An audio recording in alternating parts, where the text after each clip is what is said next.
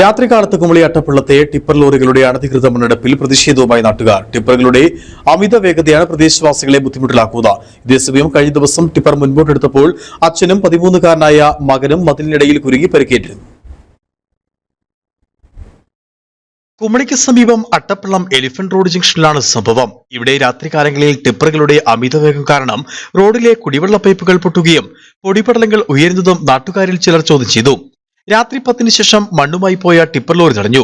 ലോറിയിലെ ഡ്രൈവറും ക്ലീനറും അവർ വിളിച്ചു വരുത്തിയ ചിലരും നാട്ടുകാരുമായി വാക്കേറ്റത്തിൽ ഏർപ്പെട്ടത് സംഘർഷത്തിൽ കലാശിച്ചു.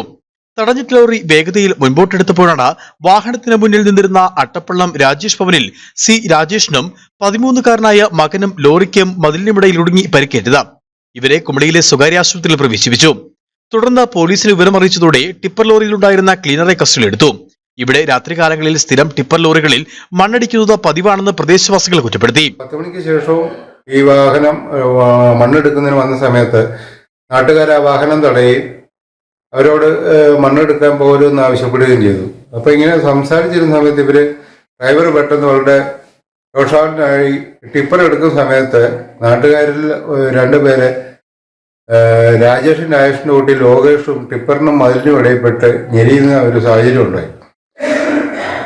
നാട്ടുകാരുണ്ടെന്ന് പോലീസിൽ വിവരം അറിയിക്കുകയും സ്റ്റേഷനിൽ നിന്ന് പോലീസ് ഉദ്യോഗസ്ഥരെത്തി ടിപ്പറിൽ ഉണ്ടായിരുന്ന ഒരാളെ കസ്റ്റഡിയിൽ എടുക്കുകയും ചെയ്തു.